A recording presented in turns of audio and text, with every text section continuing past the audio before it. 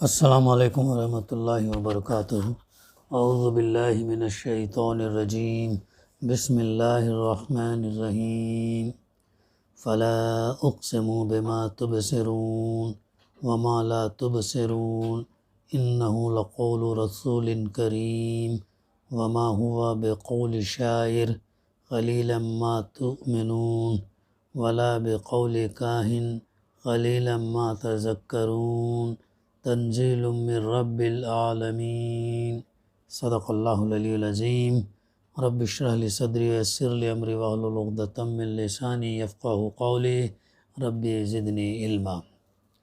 پس نہیں، میں قسم کھاتا ہوں ان چیزوں کی بھی جو تم دیکھتے ہو اور ان کی بھی جنہیں تم نہیں دیکھتے، یہ ایک رسول کریم کا قول ہے، کسی شاعر کا قول نہیں ہے۔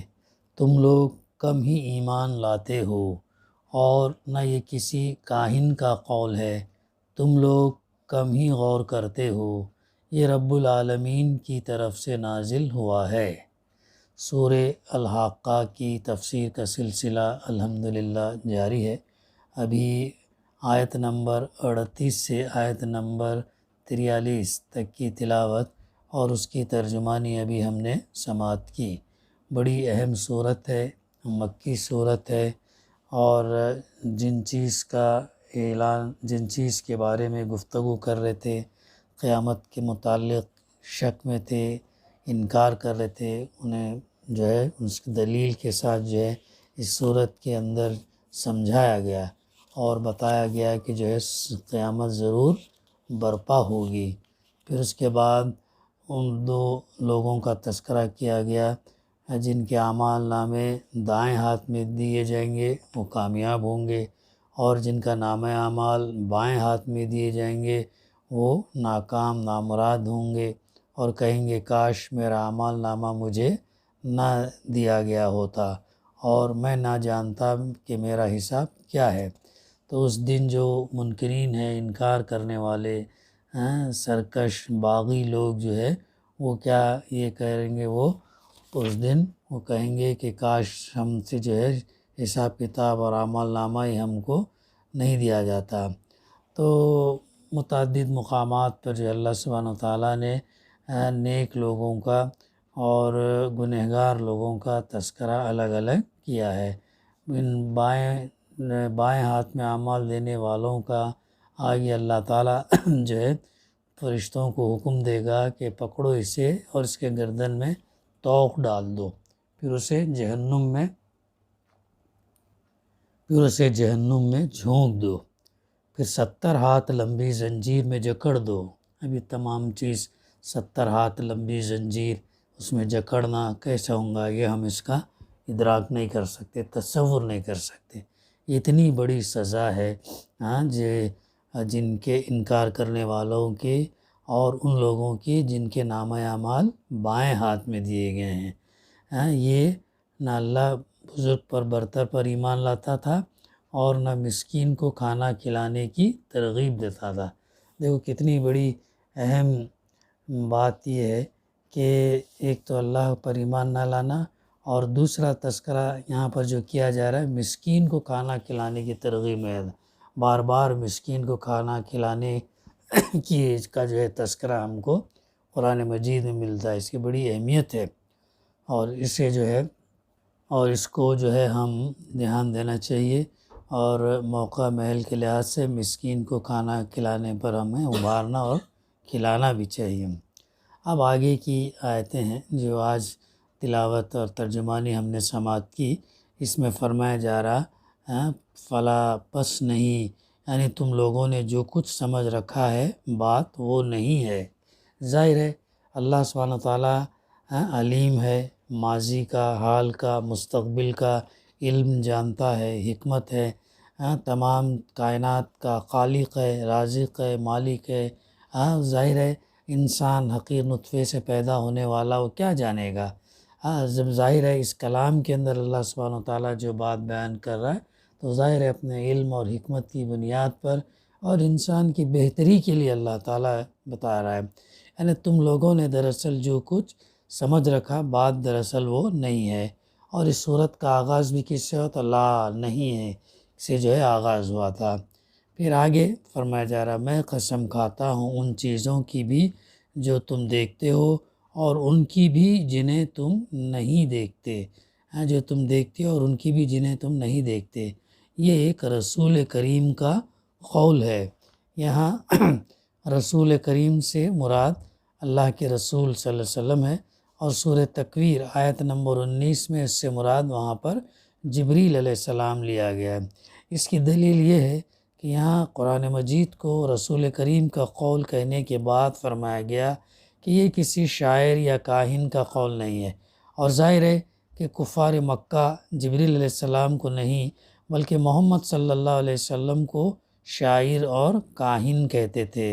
بخلاف اس کے سورہ تکویر میں قرآن کو رسول کریم کا قول کہنے کے بعد فرمایا گیا کہ وہ رسول بڑی قوت والا ہے، صاحب عرش کے ہاں بلند مرتبہ رکھتا ہے، وہاں اس کی بات مانی جاتی ہے، وہ امانت دار ہے، اور محمد صلی اللہ علیہ وسلم نے اس کو روشن افق پر دیکھا ہے۔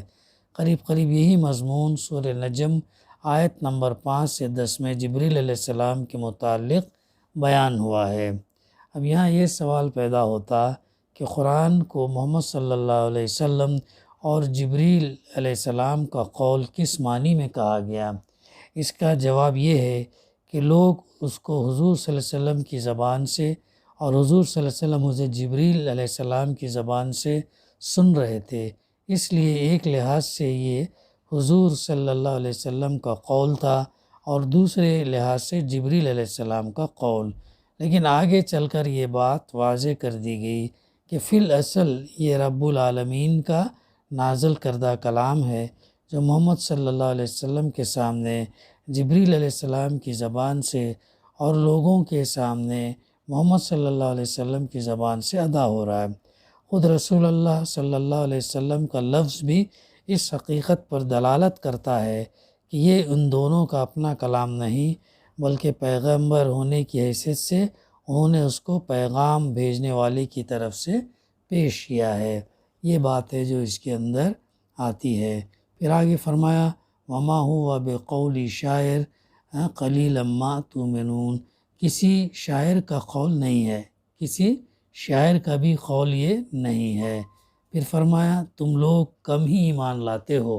کم ہی ایمان لاتے ہو کا ایک مطلب عربی محاورے کے مطابق یہ ہو سکتا کہ تم ایمان نہیں لاتے۔ دوسرا مطلب یہ بھی ہو سکتا کہ قرآن کو سن کر کسی وقت تمہارا دل خود پکار اٹھتا ہے کہ یہ انسانی کلام نہیں ہو سکتا، مگر پھر تم اپنی ضد پر اڑ جاتے اور اس پر ایمان لانے سے انکار کر دیتے، حالانکہ وہ لوگ جانتے تھے کہ اللہ کے رسول صلی اللہ علیہ وسلم جو بات پیش کر رہے ہیں وہ خود کا کلام نہیں بلکہ اللہ سبحانہ و تعالیٰ کا کلام ہے، لیکن اس کے باوجود بھی جو ہے وہ ضد اور ہٹ درمی کی بنیاد پر جو ہے وہ اڑ جاتے تھے اور ماننے کے لیے تیار نہیں ہوتے تھے۔ یہ ان کا رویہ تھا، اور اسی لیے فرمایا کہ کم ہی تم جو ہے کم ہی ایمان لاتے ہو۔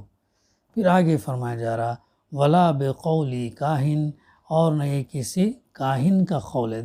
کیسے کیسے القاب سے لوگوں نے اللہ کے رسول صلی اللہ علیہ وسلم کو پکارا، شاعر، کاہن، ساحر، جادوگر، ایسے ایسے مجنون، نعوذ باللہ، کیسے کیسے اس سے جو ہے یہ کیا، تو اس کی تردید قرآن مجید بار بار کر رہا ہے، اور نہ یہ کسی کاہن کا قول ہے۔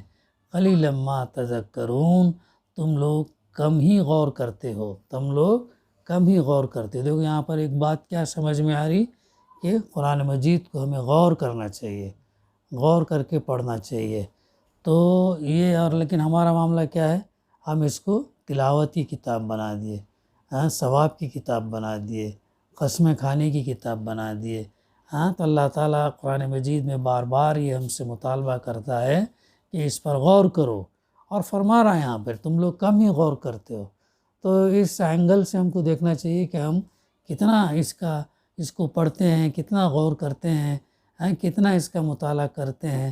تو ظاہر ہے جتنا، کیونکہ جب اللہ کا یہ کلام ہے، جتنا بھی اسے پڑھیں گے غور کریں گے اتنا جو ہے کم ہے۔ تو یہ بات بتائی جا رہی ہے کہ تم لوگ جو ہے کم ہی غور کرتے ہو۔ پھر آگے اللہ تعالیٰ فرما رہا ہے تنزیل من رب العالمین، یہ رب العالمین کی طرف سے نازل ہوا ہے۔ یہ بھی قرآن مجید میں بار بار کہا گیا، یہ محمد صلی اللہ علیہ وسلم کا کلام نہیں ہے، جیسا کہ وہ لوگ کہتے تھے کفار مکہ، ان کو بھی چیلنج کہا گیا، اگر تم کہتے ہو کہ یہ انسان کا کلام ہے، محمد صلی اللہ علیہ وسلم کا کلام ہے، تو لے آؤ اس جیسی کتاب یا اس جیسی صورت، لے آؤ۔ تو مکے میں بھی چیلنج تھا، مدینہ میں بھی چیلنج تھا، اور اب بعد میں بھی جو چیلنج برقرار ہی ہے، تو ابھی تک جو ہے ویسا کوئی ایسا کلام پیش نہیں کر سکے۔ تو یہ بات زور کے ساتھ، تکرار کے ساتھ قرآن مجید میں بار بار صورتوں کے اندر یہ بتائی گئی کہ اس کے نازل کرنے والے ہم ہیں، نہ کہ محمد صلی اللہ علیہ وسلم، چونکہ ان کا ایک اور یہ تھا کہ کوئی فرشتہ یا جن یا شیطان آتا ہے، سناتا ہے، آپ سننے کے بعد میں جو ہے آ کے ہم کو بات کرتے ہیں، تمام چیزوں کا رد کر دیا گیا اور بتایا گیا کہ یہ جو ہے رب العالمین کی طرف سے نازل ہوا۔ اب اس کی تفسیر میں تھوڑی طویل ہے، حاصل کلام یہ ہے کہ جو کچھ تمہیں نظر آتا اور جو کچھ تم کو نظر نہیں آتا، اس سب کی قسم میں اس بات پر کھاتا ہوں کہ یہ قرآن مجید کسی شاعر یا کاہن کا کلام نہیں ہے، بلکہ رب العالمین کا نازل کردہ ہے، جو ایک ایسے رسول کی زبان سے ادا ہو رہا ہے جو کریم یعنی نہایت معزز اور شریف ہے۔ اب دیکھیے کہ یہ قسم کس معنی میں کھائی گئی۔ جو کچھ لوگوں کو نظر آ رہا تھا وہ یہ تھا، نمبر 1، اس کلام کو ایک ایسا شخص پیش کر رہا تھا جس کا شریف النفس ہونا مکے کے معاشرے میں کسی سے چھپا ہوا نہ تھا۔ یہ کفار مکہ ہی نے تو اللہ کے رسول صلی اللہ علیہ وسلم کو لقب دیے تھے نا، سچے ہیں، صادق ہیں، امانت دار ہیں، امین ہیں، یہ تمام لقب کس نے دیا تھا؟ کفار مکہ نے دیا تھا، اور اپنی امانتیں ایمان نہ لانے کے باوجود بھی اپنی امانتیں کس کے پاس رکھتے تھے؟ اللہ کے رسول صلی اللہ علیہ وسلم کے پاس۔ اتنا ان کو بھروسہ تھا، ٹرسٹ تھا۔ معزز ترین، شریف ترین انسان جو ہے وہ اللہ کے رسول صلی اللہ علیہ وسلم تھے مکے میں۔ سب جانتے تھے کہ اخلاقی حیثیت سے یہ ان کی قوم کا بہترین آدمی ہے۔ ایسے شخص سے توقع نہیں کی جا سکتی تھی کہ وہ اتنا بڑا جھوٹ لے کر اٹھ کھڑا ہوگا کہ خدا پر بہتان باندھے اور اپنے دل سے ایک بات گھڑ کر اسے خداوند عالم کی طرف منسوب کر دے۔ دوسرا پوائنٹ، وہ یہ بھی علانیہ دیکھ رہے تھے کہ اس کلام کو پیش کرنے میں اپنا کوئی ذاتی مفاد اس شخص کے پیش نظر نہیں ہے۔ جو کلام قرآن مجید جو پیش کر رہے تھے، ذاتی مفاد اللہ کے رسول صلی اللہ علیہ وسلم کا کچھ بھی نہیں ہے۔ سورہ نصر میں جو بات فرمائی گئی نا، جب تنہا اللہ کے رسول صلی اللہ علیہ وسلم پہلی وحی اقرا بسم ربک سے جب شروع کرے اور آخری سورت جو نازل ہوئی اذا جاء نصر اللہ، اور جب لوگ اس 23 سال کے درمیان میں تقریباً 1,40,40,000 لوگ جب ایمان لائے، تو اللہ سبحانہ وتعالیٰ آپ کو کیا بتایا وہاں پہ کہ جو ہے خوشیاں منانے کا یا دوسرا کوئی عمل کرنے کا نہیں، بلکہ اللہ سے توبہ، استغفار، اس کی تعریف اور حمد اس کی کرنا چاہیے، یہ بتایا۔ یعنی کتنا بھی بڑا، اس سے بڑا ایونٹ کیا ہو سکتا تھا؟ ایک تنہا بات کو لے کر اٹھنا اور اتنے شارٹ پیریڈ کے اندر پورا عرب کے اندر اسلام اور لا الہ الا اللہ کی گونج بلند کرنا، کتنا بڑا کام ہے۔ اللہ کے رسول صلی اللہ علیہ وسلم اپنی ذات کے لیے کچھ نہیں کیے، ذات کے لیے کچھ بھی نہیں کیے، بلکہ کوئی ان کا ذاتی گین نہیں تھا، اپنی تجارت کو برباد کیا، اپنے عیش آرام کو جو ہے قربان کیا۔ جس معاشرے میں مسحر آنکھوں پر بٹھایا جاتا تھا آپ صلی اللہ علیہ وسلم کو، اسی میں گالیاں کھانے لگے، اور نہ صرف خود بلکہ اپنے بال بچوں تک کو ہر قسم کے مصائب میں مبتلا کر لیا۔ خود بھی نہیں بلکہ بال بچوں کی بھی ویسی تربیت تھی کہ وہ بھی جو ہے اس کے اندر شامل حال رہے۔ ذاتی مفاد کا خواہش مند ان کانٹوں میں اپنے آپ کو کیوں گھسیٹتا؟ آپ اتنا مال جمع کیے ہی نہیں کہ مطلب آپ زکوٰۃ دینے کے نصاب میں آئیں، اتنا مال جمع ہی نہیں کیے، 7.5 تولے بھی جمع نہیں کیے، 52 تولے چاندی بھی نہیں کیے کہ اگر اس کے نصاب میں آئے.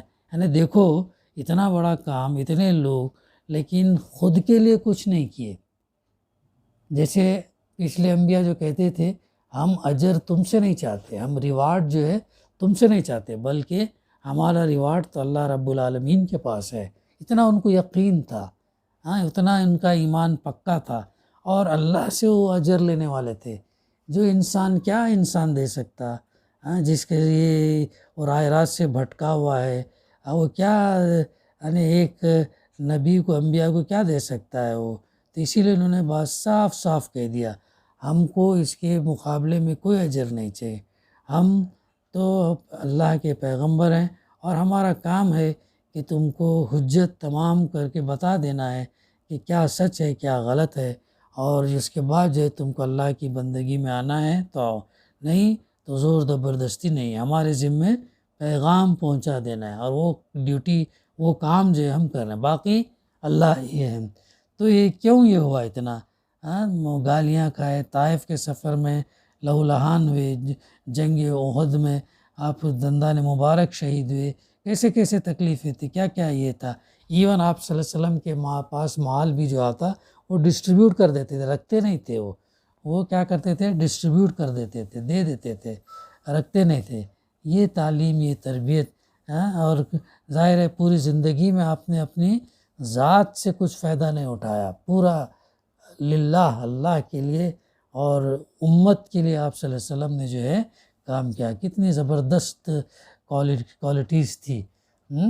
پھر آگے تیسرا نقطہ، ان کی آنکھیں یہ بھی دیکھ رہی تھی کہ انہی کے معاشرے میں سے جو لوگ اس شخص پر ایمان لا رہے تھے ان کی زندگی میں ایک انقلاب برپا ہو جاتا تھا. پہلے کیسے تھے، ایمان لانے سے پہلے کیسے تھے، غلاموں کے ساتھ کیسا رویہ تھا، عورتوں کے ساتھ کیسا تھا، لڑکیوں کو زندہ دفن کر دیتے تھے، کیا کیا عمل کرتے. لیکن وہی لوگ جب آپ پر ایمان لائے، اللہ کی بندگی میں آئے، تو حیرت انگیز چینج ہے اخلاق. یہ ہے اسلام. اسلام پر جب ہم عمل پیرا ہوں گے تو ہمارے اخلاق کو بھی جو ہے وہ چینج کرتا ہے، ایک انقلاب لے آتا ہے. کسی شاعر یا کاہن جو تم بول رہے ہو، ان کا کلام یہ کیسے ہو سکتا، ان کے کلام کے اندر یہ تاثیر آخر کب دیکھی گئی کہ وہ لوگوں میں ایسی زبردست تبدیلی، اخلاقی تبدیلی پیدا کر دے، اور اس کے ماننے والے اس کی خاطر ہر طرح کے مصائب اور آلام برداشت کرنے کے لیے تیار. یہ کب تم نے دیکھا؟ یہ چیزیں تم دیکھ رہے ہو، دیکھنے کے باوجود بھی تم ایمان نہیں لا رہے، یعنی کتنی بڑی تمہاری گویا کہ بدنصیبی. یہ ہے چوتھا نقطہ. ان سے یہ بات بھی چھپی ہوئی نہ تھی کہ شاعر کی زبان کیا ہوتی ہے اور کاہنوں کا کلام کیسا ہوتا ہے. ایک ہٹ درم آدمی کے سوا کون یہ کہہ سکتا تھا کہ قرآن مجید کی زبان شاعری یا کہانت کی زبان ہے. اس پر مفصل بحث جو ہے مولانا مودودی نے جلد سوم سورہ انبیاء حاشیہ 7 اور دوسرے مقامات پر جو ہے کیا ہے، تو انفرادی طور پر ہم اس کا مطالعہ کر سکتے ہیں. پانچواں پوائنٹ، یہ بات بھی ان کی نگاہوں کے سامنے تھی کہ پورے عرب میں کوئی شخص ایسا فصیح اور بلیغ نہ تھا جس کا کلام قرآن کے مقابلے میں لایا جا سکتے. وہ کتنا یہ تھا، حالانکہ اس وقت بھی شاعر تھے، اس وقت بھی لوگ جو ہے یہ تھے، جانکار تھے، لیکن اس ٹکر جیسا کلام نہیں تھا. لہٰذا نہ شاعر کہہ سکتے نہ کاہن کہہ سکتے. یہ بات وہ جانتے تھے کہ کوئی شخص عرب میں، صرف مکہ نہیں بلکہ پورے عرب میں نہ تھا جس کا کلام اس کی ٹکر ہے، جس قرآن کے مقابلے میں لایا جا سکتا ہو. اس کے برابر تو درکنار، اس کے قریب تک کسی کی فصاحت اور بلاغت نہیں پہنچتی تھی. وہ لوگوں نے، کفار مکہ نے ایک دفعہ کوشش کی کہ جو ہے اس جیسی صورت، چھوٹی صورت 3 آیتوں پر مشتمل ایک صورت بنائے، لیکن نہیں بنا سکے. وہ کنسٹرکٹ ہی نہیں کر سکے وہ لوگ، ایسا یہ معاملہ تھا. تو یہ پھر نیکسٹ پوائنٹ، ان سے چھٹا پوائنٹ، ان سے یہ بات بھی پوشیدہ نہ تھی کہ خود محمد صلی اللہ علیہ وسلم کی زبان بھی اپنی ادبی شان کے لحاظ سے قرآن کی ادبی شان سے بہت مختلف تھی. کوئی اہل زبان حضور صلی اللہ علیہ وسلم کی اپنی تقریر اور قرآن کو سن کر یہ نہیں کہہ سکتا تھا کہ یہ دونوں ایک ہی شخص کے کلام ہیں۔ یہ بھی وہ جانتے تھے کہ قرآن مجید کا کلام اور اللہ کے رسول صلی اللہ علیہ وسلم کی تقریر، اللہ کے رسول صلی اللہ علیہ وسلم مختصر تقریر کرتے ہیں، قرآن کی آیتوں سے جو ہے ایکسپلین کر کے بتاتے ہیں، لمبی تقریر جو ہے وہ نہیں کرتے۔ تو یہ بھی فرق جانتے تھے کہ قرآن کے اندر جو فصاحت ہے، جو بلاغت ہے، وہ آپ کے اس کے اندر نہیں ہے۔ کلام آپ جو گفتگو کرتے تو ایسا اتنا اس کے جیسے نہیں ہے، یہ بھی ان کے سامنے واضح تھی، بہت مختلف تھی۔ تو اس طرح یہ سب جاننے کرنے کے باوجود بھی وہ ایمان نہیں لاتے تھے۔ اور بھی کچھ پوائنٹس ہیں، انشاءاللہ ہم اس کو آئندہ لیں گے۔ دعا ہے کہ اللہ سبحانہ وتعالی ہمیں کہنے سننے سے زیادہ جو ہے ان آیات پر غور کرنے، اس پر عمل کرنے اور اسے پہنچانے کی توفیق اللہ تعالی عطا کرے۔ ربنا تقبل منا انک انت السمیع العلیم وتب علینا انک انت التواب الرحیم۔ صلی اللہ تعالی علی خیر خلقہ وعلی آلہ وصحبہ اجمعین والحمد للہ رب العالمین۔